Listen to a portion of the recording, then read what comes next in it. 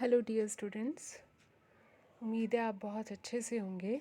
बेटे आजकल लेसन 6 कर रहे हैं, हिस्ट्री ऑफ भक्ति मूवमेंट्स एंड सूफ़ी मूवमेंट। इसमें हम ऑलमोस्ट ये चैप्टर अब ख़त्म कर चुके हैं। अब ये लेसन अपने एंड की तरफ है। आज हम इसमें 2-3 छोटे छोटे क्वेश्चंस जो हैं वो डिस्कस करने जा रहे हैं। पहला है कि ये जो सूफ़ी और भक्ति सेंट थे, इन्होंने भारत में अपने प्रचार के लिए डिफरेंट डिफरेंट लोकल लैंग्वेजेस को अपनाया था। वो उन्होंने क्यों अपनाया था और कुछ एग्जाम्पल्स के साथ हमने समझाना है।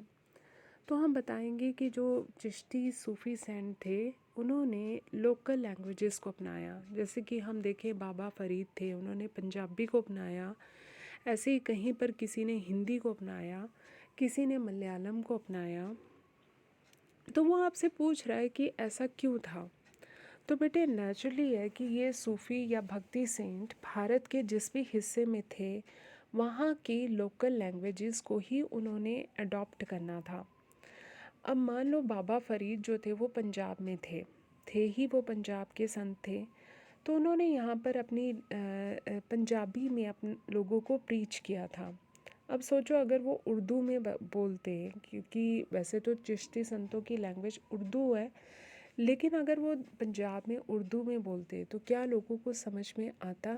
बाबा फ़रीद अपने मिशन में सक्सेसफुल होते? नहीं ना। ऐसे ही कुछ संत थे जो कि साउथ इंडिया में उन्होंने वहाँ की लोकल लैंग्वेजेस यानी तमिल, तेलुगु, मलयालम एट्सेट्रा को अपनाया था। अब सोचो अगर वो साउथ इंडिया में पंजाबी में जो है वो लोगों को प्रीच करें तो क्या वहाँ के लोगों को समझ में आना था? नहीं ना। तो इसलिए इन सूफ़ी और भक्ति सेंट्स ने वहाँ की लोकल लैंग्वेजेस को अपनाया था।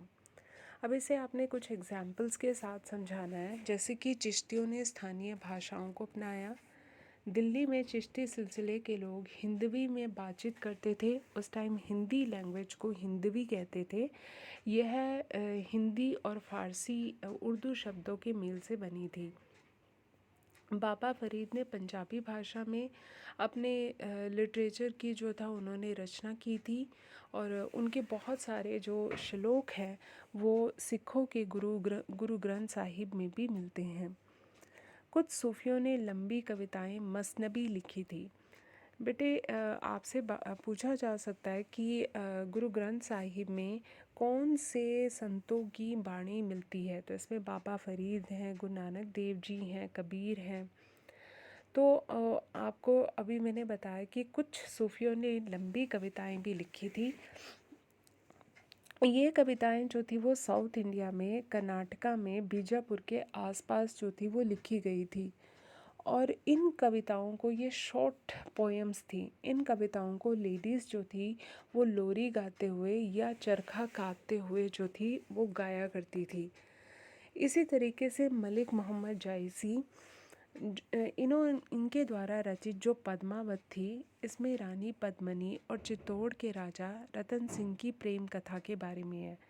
और उन्होंने इन दोनों को सिंबल बनाकर उस परमात्मा और आत्मा के बीच के संबंध को बताया है। ठीक है। इसके बाद आप बताओगे कि दक्कन में कर्नाटक के आसपास दक्खनी में लिखी छोटी छोटी कविताएं मिली थी। फिर आप बताओगे कि इन कविताओं को यहाँ पर बसने वाले जो सूफ़ी सेंट थे उन्होंने लिखी थी। इसके बाद हम बताएंगे राज्य के साथ संबंध।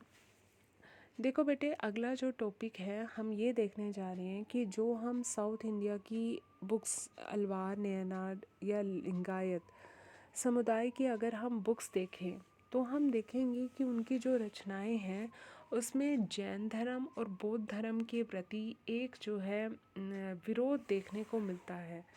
तो वो आपसे पूछ रहा है कि ये विरोध देखने को क्यों मिलता है। तो आप बताओगे कि ऐसा इसलिए था क्योंकि साउथ इंडिया में जो था टेम्पल्स बनवाए थे चोल शासकों ने। वहाँ पर उन्होंने बहुत बड़े बड़े मंदिर बनवाए थे। जैसे अलवार जो थे वो शिव जी को मानते थे और नयनार अलवार जो थे विष्णु जी को मानते थे और नयनार शिव जी को मानते थे। तो उन्होंने फिर यहाँ पर जो थे इन अलवार और नयनार संतों को खुश करने के लिए जो था, यहाँ पर चोल शासकों ने विष्णु और शिव के मंदिर बनवाए थे। ठीक है। तो यहाँ पर ये लोग चोल शासक और साउथ इंडिया के लोग जो थे, वो अलवार और नयनार सेंट्स को बहुत ज़्यादा रिस्पेक्ट देते थे।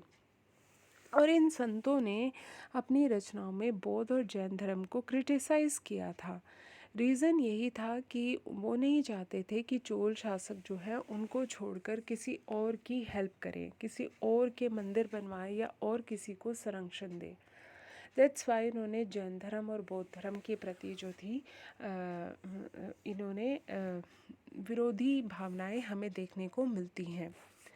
फिर आप बताओगे उत्तरी भारत में धार्मिक उफान कि नॉर्थ इंडिया में एक अजीब सा रिलीजियस जो था, एक दौड़, एक फॉर्मेट दिखाई दे रहा था। आप बताओगे कि इसी काल में नॉर्थ इंडिया में विष्णु और शिव जैसे देवताओं की उपासना टेम्पल्स में की जाती थी, और ये मंदिर जो थे वो राजाओं की हेल्प से बनवाए गए थे। जैसे कि साउथ इंडिया में अलवार और नयनार संतों के मंदिर जो थे वहाँ के चोल शासकों ने बनवाए थे, है ना। ऐसे ही टेम्पल्स नॉर्थ इंडिया में भी जो थे बनवाए गए। इसके बाद आप बताओगे कि उत्तरी भारत में राजपूत राज्यों का जो था वो राजपूत राज्यों का जो था शासन था। इन राज्यों में ब्राह्मणों को जो था वो महत्वपूर्ण स्थान प्राप्त था। नॉर्थ इंडिया में राजस्थान की तरफ राजपूत किंगडम थे, और यहाँ पर ब्राह्मण्स को बहुत ज़्यादा रिस्पेक्ट दी जाती थी। इस समय कुछ ऐसे धार्मिक नेता उभरे जिन्होंने रूढ़िवादी ब्राह्मणीय परंपरा का विरोध किया, लेकिन कुछ ऐसे रिलीजियस लीडर्स का राइज हुआ जिन्होंने कि यहाँ के जो ब्राह्मेटिकल ट्रेडिशंस थी वो उनका उन्होंने विरोध किया था। और ऐसों में नाथ, जोगी और सिद्ध जो थे वो शामिल थे। और इनमें से बहुत से लोग जो थे वो गरीब फैमिली, पुअर फैमिली से, जैसे आर्टिशियन कम्युनिटी से थे, या फिर वीवर्स थे, कपड़े बुनते थे या हाथ का काम किया करते थे। तो इनमें से बहुत सारे जो धार्मिक नेता थे, इन्होंने वेदों की सत्ता को चुनौती दी थी। जैसे गुरु नानक देव जी थे, कबीर थे, और इन्होंने लोगों के सामने अपने विचार जो थे वो आम बोलचाल की भाषा में रखे थे। तो जिसके कारण लोग जो थे वो इनसे बहुत ज़्यादा इम्प्रेस हुए थे। ठीक है, अब हम इसको इमेजेस के थ्रू देखते हैं कि देखो ये हम साउथ इंडिया के संत महात्मा कह लो, अलवार और नयनार सेन थे। ठीक है, और इनकी रचनाओं में जो है वो जैन धर्म और बौद्ध धर्म के प्रति विरोध दिखाई देता है। क्यों? क्योंकि ये नहीं चाहते थे कि साउथ इंडिया के चोल शासक जो है वो इनकी कोई मदद करे। इसके बाद जो थे ये नाथ और जोगी साधु होते हैं। ठीक है, इसके बाद ये देखो इन्होंने चोल शासकों ने जो थे वो टेम्पल्स बनवाए थे साउथ इंडिया में। साउथ इंडिया वैसे भी अपने मंदिरों के लिए जो है वो बहुत फेमस है। ये देखो, ये जो हाइट्स तक, ये मंजिलों तक जा रहे हैं, इनको हम गोपुरम कहते हैं। ये एंट्रेंस गेट होते हैं। ये देखो, ये अब यहाँ से थोड़ा डिफरेंट हो जाएगा। ये अमीर खुसरो हैं, बहुत बड़े हिंदी के पोइट हुए हैं, और इन्होंने पद्मावत जो थी वो इसमें इन्होंने इनकी रचना थी। इसमें इन्होंने रानी पद्मिनी और राजा रतन सिंह की प्रेम कथा के बारे में बताया है, और उसको सिंबॉलिक मानकर उन्होंने जो है आत्मा और परमात्मा के बीच के रिश्ते को बताया है। ठीक है, ये इनकी बुक थी पद्मावत। ये देखो, ये भी इनकी बुक है। ये बाबा फरीद हैं जिन्होंने पंजाबी में जो थे अपने उपदेश दिए थे, और इनके जो हैं श्लोक हमें जो है हिंदी में पढ़ने को मिलते हैं।